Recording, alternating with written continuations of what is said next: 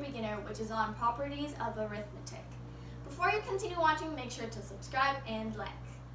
The topics we're going to be covering today are the properties of arithmetic, addition, multiplication, negation or additive inverse, subtraction, reciprocals, and division. So the first topic we're covering today are the properties of arithmetic. Arithmetic is important because it refers to all operations that we know. Addition, multiplication, subtraction, division, the list goes on and on. So what I have here in black is a number line. It has these arrows to represent that the numbers go on and on in both directions, never ending. So that's why if someone asks you what's the biggest number, there is no big number. So we have negative numbers on this side of 0. 0 is the middle of everything.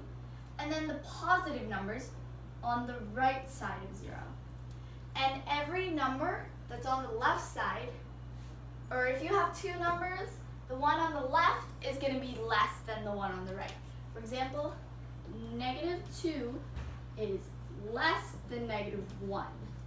Or 3 is greater than -1.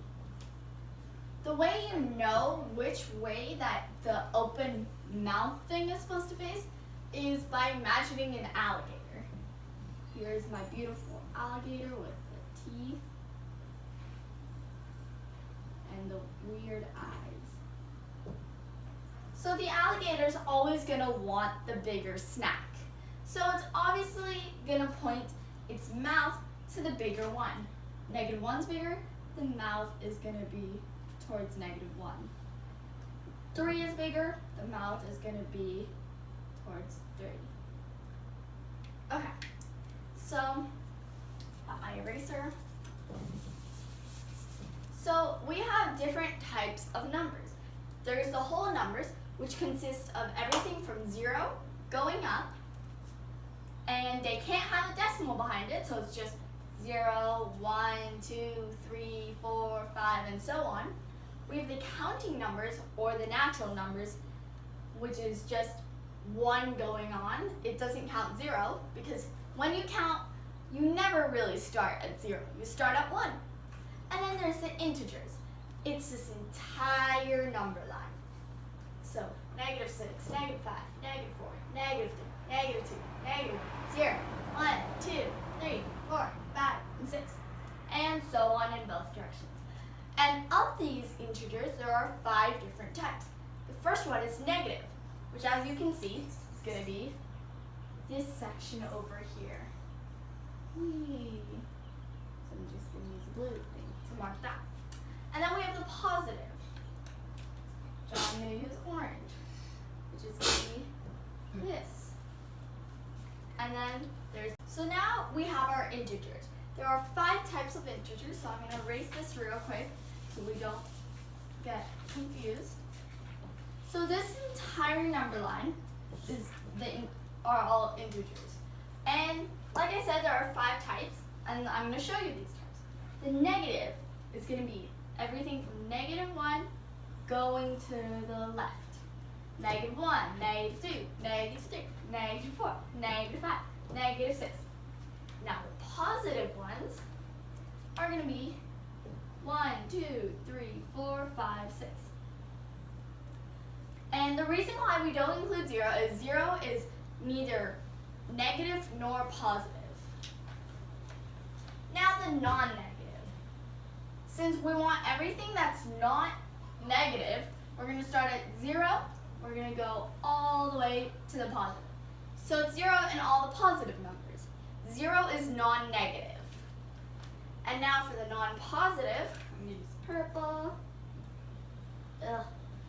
And we're going to start at 0 and go all the way down. This is a really bad marker. And the reason why 0 is not positive, so it's included in the not positive. And then our last and biggest section, one last color, is going to be in pink. It's the non-0. So basically everything that's not 0. So it's going to go on this way forever and this way forever. So that's it for all the types of numbers, and In this section of addition, we're going to be going over two of its properties, the commutative and the associative. The commutative property states that a plus b equals b plus a. That's just saying that 6 plus 7 is 7 plus 6. If you don't believe me, add 6 and 7, and then add 7 and 6. You get 13 every time. And then there's the associative. That's saying that if you have a plus b in parentheses plus c, you can rewrite it as c, b and c in parentheses, and then the a. An example of this, I'm going to use a different color, would be if you were to have 6, I don't know why I'm choosing these numbers, but that's a 7 plus 8 equals 6 plus 7 plus 8. So a quick reminder about parentheses, you always do the numbers in the parentheses first. So this is going to be, we do the ones in the parentheses first to get 13 plus 8 is equal to 6 plus 15. 21 is equal to 21. So remember that you always do the numbers in the whatever's in the parentheses first. So now we're going to move on to some example problems. So our first one is true or false, 472 plus 219 plus 28 in parentheses is equal to 472 plus 28 in parentheses plus 219. So I'm just going to say it is true.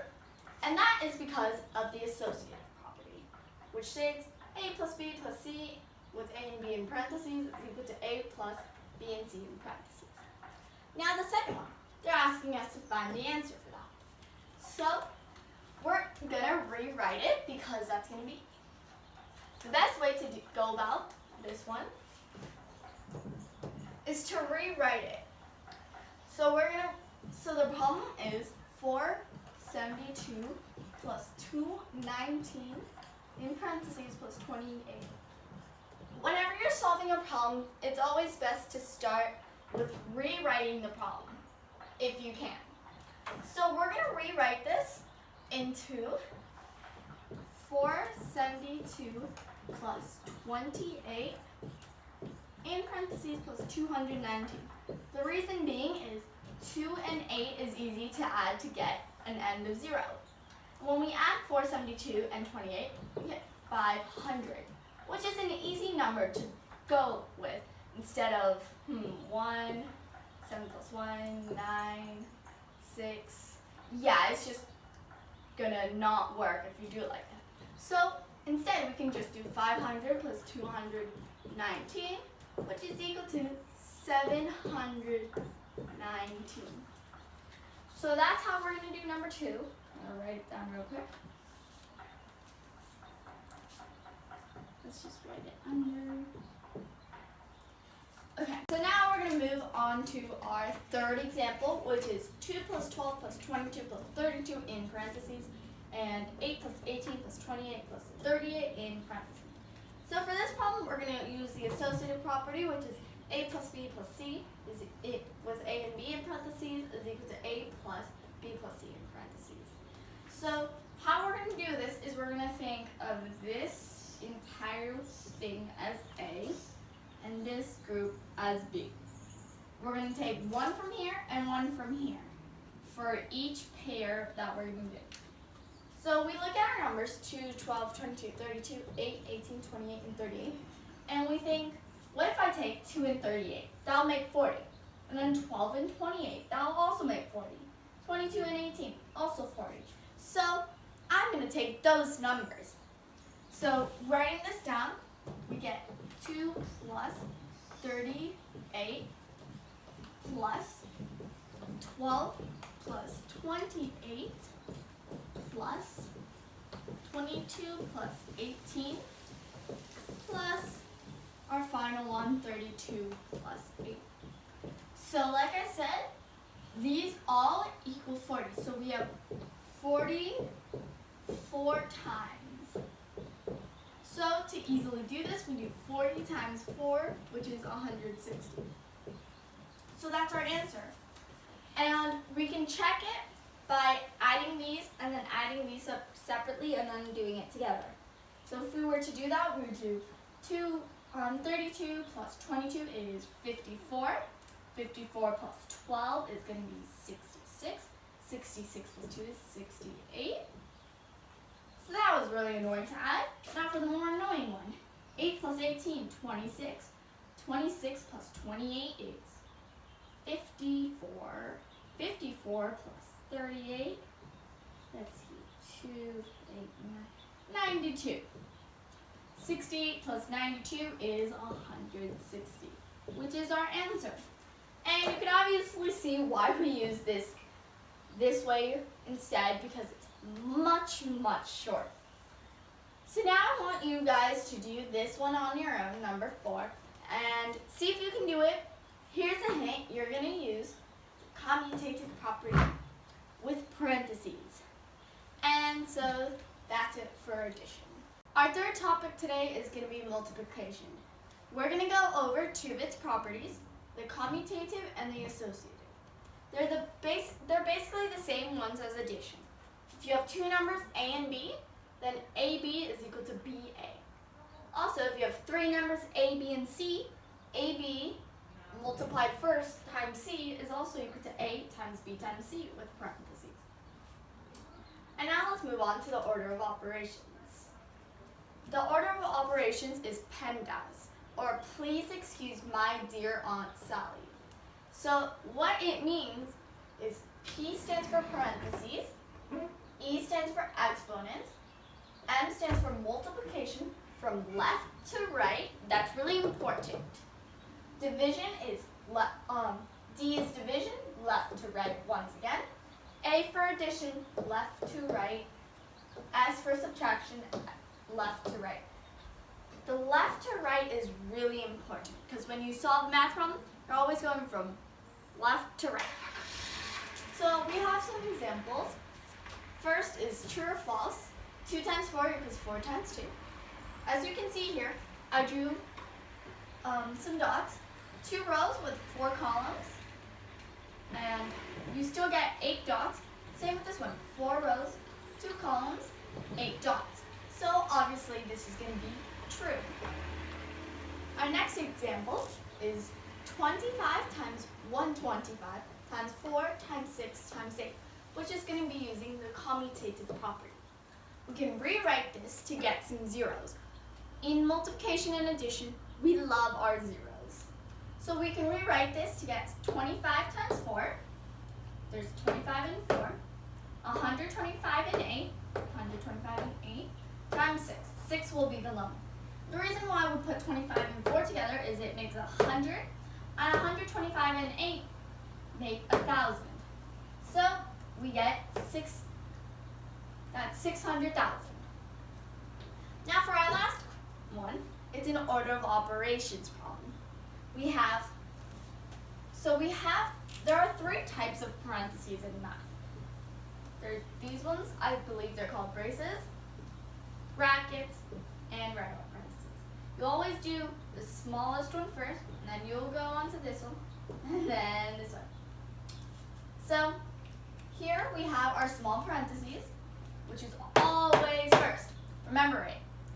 Parentheses always, and I mean always, go first. In our small ones, we have 3 plus 4, which is 7. And then our big brackets, we have 2 times 7. 7 came from 3 plus 4, which is 14. 14 minus 5 is equal to 9. Remember, left to right. So that's it for multiplication. Negation or the additive inverse. For example, if we have the number x, the negation of it would be negative x. The additive inverse is the number you add to a number x to get to 0. For example, x plus negative x is technically x minus x, which is equal to 0. It is also the opposite sign. For example, there's a positive here that we don't write. Positive goes to negative. And it also goes the other way around. So, for example, 4 would go to negative 4. Its negation would be negative 4. 0's negation would be 0. because it's neither positive nor negative, and negative 4's negation would be 4. So what if we have a negation of a negation? It's negative x, which in the end is positive x. The two negatives cancel out. Example, negative 6 is equal to 6. If we were to multiply by negative 1, negative 1 times x is equal to negative x. Negative 1 times 7 is equal to negative 7. Negative 1 times negative 7 is 7. The negatives cancel out, and we add the negative here. And what about multiplying by a negation? If we have two numbers, x and y, negative x times y would be negative xy. What about x times negative y? The same thing, negative xy. For example, negative 2 times 3 is equal to negative 6. We also can have 2 times negative 3, which is equal to negative 6 as well. And now we're going to see what happens when we multiply a negation by another negation. If we were to have negative x and negative y, we would get xy. Like I said, the negatives would cancel. For example, negative 2 times negative 3 is 6. I don't know why I like the number 2 today, but and the negation of a sum. There are two cases in this, well, more than two. Let's say we have the negation of x plus y. We're first going to do x. We distribute the negative to get negative x and then negative y. Negative x plus negative y. The same thing for this one. We distribute the negative. It goes here, and it goes here to get negative x plus negative y plus negative z. So if we were to have negative 4 plus negative 5, the negative would distribute to get negative 4 plus negative 5, which is equal to negative 9. Or we can do negative 4 plus 5 is 9, which is equal to negative 9. So our second to last topics today is subtraction. And subtraction has the following properties. If you have a minus b, you can rewrite it as a plus negative b. For example, 6 minus 5 is 1, and 6 plus negative 5 is also 1. You can also write, if you have a plus b is equal to c, or 6 plus 5 equals 11, you can rewrite this as a equals c minus b, 6 equals 11 minus 5, or b is equal to c minus a, 5 equals 11 minus 6.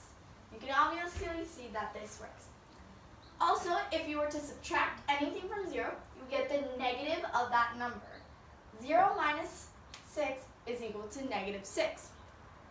If you were to subtract a number from itself, you would get 0. X minus x is equal to 0. 6 minus 6 is equal to 0. If you were to subtract 0 from a number x, you would get the same number x. 6 minus 0 is equal to 6. If you were to subtract a negation, x minus negative y, the negatives would cancel and you would get a positive. 6 minus negative 2 is equal to 6 plus 2. If you were to subtract from a negation, this is of a negation, this is from negative x minus y is equal to, you can work backwards to get negative x plus y. If you were to distribute the negatives, you would get the same thing. For example, negative 6 minus negative 2, well, negative 6 minus 2 is negative 8, or negative 6 plus 2 is negative 8. And the negation of subtraction. Negative a minus b is equal to, we're going to distribute the negative to get negative a plus b, because negative b is equal to plus b. For example, negative 6 minus 2 is equal to negative 6 plus 2. So our next topic is going to be reciprocals. Let's say we have a number x, we can rewrite it as x over 1 because anything divided by 1 is equal to itself. What we do for a reciprocal is we simply flip it to get 1 over x. Ta-da! So it is also called the multiplicative inverse because if we have x times 1 over x, it simplifies to get 1. So some examples are 2 becomes 1 over 2, 3 becomes 1 over 3, 1 half becomes 2, 1/3 becomes 3. 0 doesn't have a reciprocal. And if we have a negative number, negative x becomes 1 over negative x, or the other way around. 1 over negative x becomes negative x. And if we were to have 1 over x times 1 over y, its reciprocal would be xy. Because when we multiply, we get 1 over x, y, switching it, we get xy. We have a bunch of topics, so in division, if we were to divide by 0, 0 divided by x is 0. Your denominator can never be 0. You can ask Siri that and it'll roast you. So there's also self-division. If x is not 0, then x over x is equal to 1.